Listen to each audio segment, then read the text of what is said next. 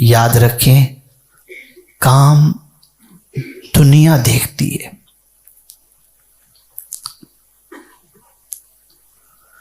کام دنیا دیکھتی ہے اور نیت خدا دیکھتا ہے۔ اس لیے زندگی بھر یاد رکھیے گا دنیا دے دے کر کچھ نہیں،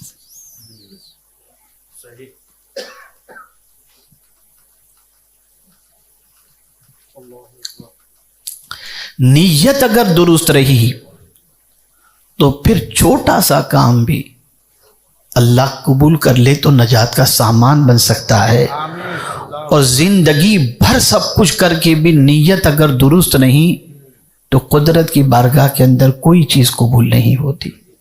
نیت درست رکھو۔ اسی لیے میرے امام نے یوں ہی نہیں کہا، وہ کام کرتے تھے اور بہت کر چکے تھے، پھر بھی یہی کہہ رہے تھے کام وہ لے لیجئے تم کو جو راضی کرے۔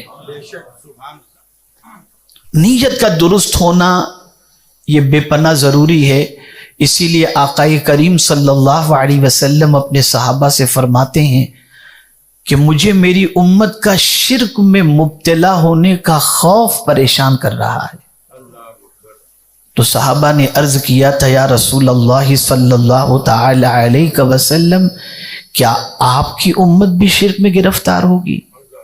تو میرے آقا صلی اللہ علیہ وسلم نے فرمایا یہاں شرک سے مراد شرک اصغر ہے، یعنی ریاکاری، دنیا کو دکھانے کے لیے کوئی کام کرنا۔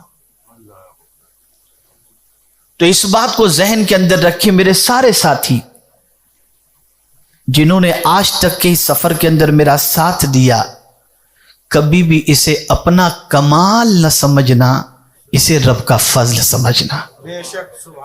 وہ جس سے چاہے، جب چاہے، جتنا چاہے، جو چاہے کام لے لے، یہ اس کا کرم ہے کہ اس نے اپنے دین کے کام کے لیے ہمیں توفیق عطا فرمائی۔ مجھے یہاں پر ایک بات بڑی پیاری یاد آ رہی ہے۔ حضرت ایوب علیہ نبینا علیہ الصلاۃ والسلام کا صبر بڑا مشہور، اور ان کے صبر کی تعریف اللہ نے خود فرمائی، اور فرمایا انا وجدناہ صابرا، اور یہیں تک نہیں بلکہ فرمایا نعم العبد، کیا ہی بہترین بندہ ہے۔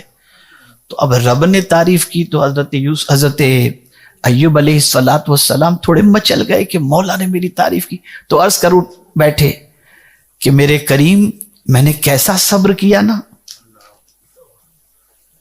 میں نے کیسا صبر کیا نا۔ تو رب نے فرمایا ایوب تجھے صبر کی توفیق کس نے عطا فرمائی؟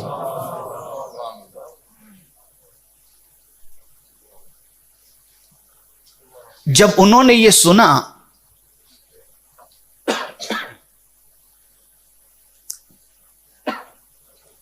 تو اپنا گریبان پھاڑ چکے۔ تو جتنا بھی اچیومنٹ ہے، کامیابی ہے، یہ سب کچھ اللہ کی طرف سے ہے اور اس کے کرم سے ہے اور اسی کے فضل سے ہے، ورنہ ہم جیسے گنہگار اور وہ کام جو اللہ کے مقبول بندے اور انبیاء کرام کرتے تھے، اس کام کے لیے اللہ کو ہمارا انتخاب کرنا یہ کیا کوئی کم سعادت کی بات ہے؟ تو یہ سب کچھ اللہ کا کرم ہے، اس کے رسول صلی اللہ علیہ وسلم کا احسان ہے۔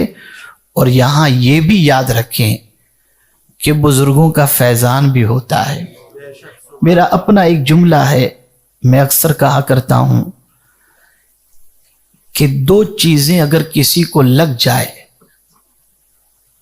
دو چیزوں میں سے کوئی ایک چیز بھی لگ جائے تو اس کا کام بن جاتا ہے، یا تو کسی بزرگ کی نظر لگ جائے یا کسی بزرگ کی دعا لگ جائے۔ تو یاد رکھیں